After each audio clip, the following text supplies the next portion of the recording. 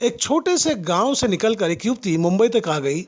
जी हाँ, जिसे माया नगरी भी कहा जाता है। इसी माया नगरी ने कई रंग को राजा बनाया है और कई राजा को रंक भी बनाया, जिसकी वजह है जिनमें कुछ पाने का जुनून है, जज्बा है और वक्त और हालात से जूझते हुए अपनी मंजिल की तलाश में लगे रहते हैं। तो दोस्तों, उसे कामयाबी जरूर मिलती है, इसमें दो राय नहीं है। आप देखें इस युवती को, इसके हुस्न को, इसके अदा को, इसके जलवे को, कौन दीवाना ना हो जाएगा। और इसी हुस्न और अदा के दीवानों की संख्या दिन दुगनी और रात चौगनी बढ़ती चली गई। जी हाँ, यह आज के नवयुवकों के दिलों में राज करने लगी, जिसकी वजह से इसके हुस्न के चर्चे आम हो गए।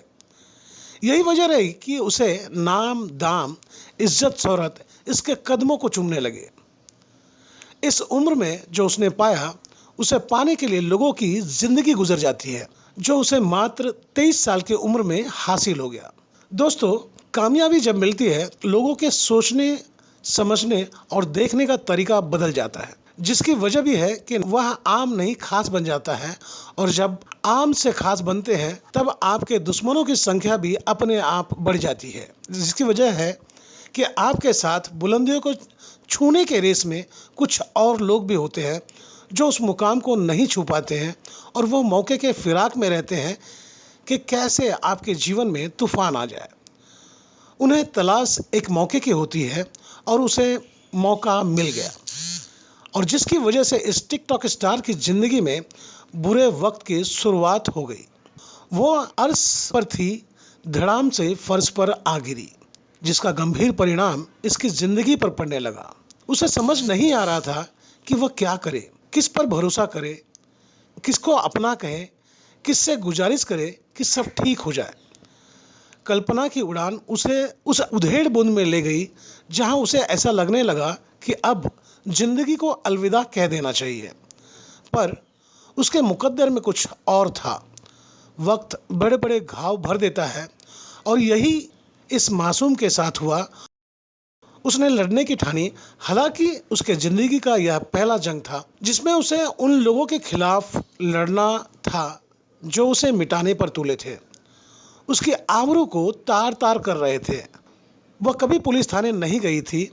उसने लोगों का साथ मांगा, जिसमें अच्छे बुरे दोनों तरह के लोग मिले। वह लड़ाई जारी रखी, जिसमें उसने एक महिला वकील का साथ लिया और उन लोगों के खिलाफ पुलिस थाने में एफआईआर लिखवाने में कामयाब हुई, जिन लोगों ने उसकी जाती जिंदगी के वीडियो दिखाकर बुलंदियों को छूने का मनसा पाल रखे थे। अब जब नवी मुंबई खारघर पुलिस थाने में मामला दर्ज हो गया, तब उसे थोड़ी राहत मिली और उसे लगने लगा कि अब उन लोगों को सबक मिलेगा जो उसकी जिंदगी पर कीचड़ उछाल रहे थे। हमने भी सोचा कि इससे पहले बहुत सी अफवाह बाजार में इस युवती को लेकर पसरी हुई है। इसकी बातों में कितनी सच्चाई है, क्यों नहीं पुलिस थाने में वरिष्ठ पुलिस अधिकारी से बात की जाए। तब मैं पहुंच गया खारघर पुलिस थाने। वहां पुलिस अधिकारी प्रदीप तिदार से इस युवती के विषय में बात हुई। आप भी सुने उन्होंने क्या कहा कि कितनी सजा हो सकती है और कितना जुर्माना भरना पड़ सकता है किसी की इज्जत उछालने पर। सर, जैसे कि जानकारी मिला है, एक युवती की अश्लील फोटो सोशल मीडिया पर वायरल करके कुछ लोग अपना कारोबार चला रहे हैं, पैसा कमा रहे हैं। जैसे कि जानकारी मिला कि उनके खिलाफ एफआईआर दर्ज कर लिया गया है। क्या हकीकत है और क्या अफसाना है इसमें? खारघर पुलिस स्टेशन में उस युवती ने हमारे पास कंप्लेंट दिया है। उसके तहत हमने आईटी एक्ट के तहत खारघर पुलिस स्टेशन में गुनाह रजिस्टर किया है और हम इन्वेस्टिगेशन कर रहे हैं। उस लड़के ने जो कुछ उसके जो अश्लील फोटो थे वो वायरल हुए थे, और वो वायरल करने के बाद बाकी लोग जो है वो जो वीडियो है वो कई और वायरल कर रहे हैं और उसमें बदनामी हो रही है। तो उसके लिए हमने गुनाह रजिस्टर किया है। तो सर, जिन लोगों ने इस तरह की खबरें यूट्यूब पर चलाकर अपना धंधा कर रहे हैं, अपना कारोबार चला रहे हैं, क्या उन लोगों को हिरासत में लिया जाएगा?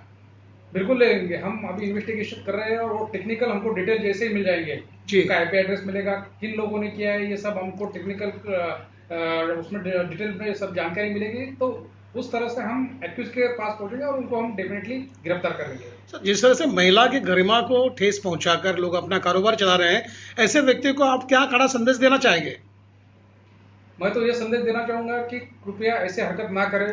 अगर आप ऐसी हरकत करते हैं तो कानूनी तौर पर आईटी एक्ट के तहत और फिर आईपीसी के तहत आपके खिलाफ सख्त कानूनी कार्रवाई हो सकती है और आपको जेल भी जाना पड़ता है। तो ऐसी जो चीजें हैं आप ना करें। हम पुलिस थाने से निकले तब हमने देखा कि एक महिला के साथ पीड़ित युवती भी आ रही है। हमने सोचा कि उससे भी पूछ ले, पर उसे देखने पर यह लगा कि वक्त के थपेड़ों ने उसे झकझोर कर रख दिया है। उसे कुछ सूझ नहीं रहा है। फिर हम महिला वकील के विषय में बात किए तब पता चला कि वह वकील है। वह उस वक्त जल्दी में थी, पर हमने उनसे समय ले लिया और फिर उनसे जानकारी लेने पहुंचे। तब उन्होंने पीड़ित का हाल बयान किए। अगर सच्ची घटनाएं देखना चाहते हैं तो आप इसे सब्सक्राइब कर दें और लाइक का बटन दबाकर हमें बताएं कि यह खबर आपको कैसा लगा।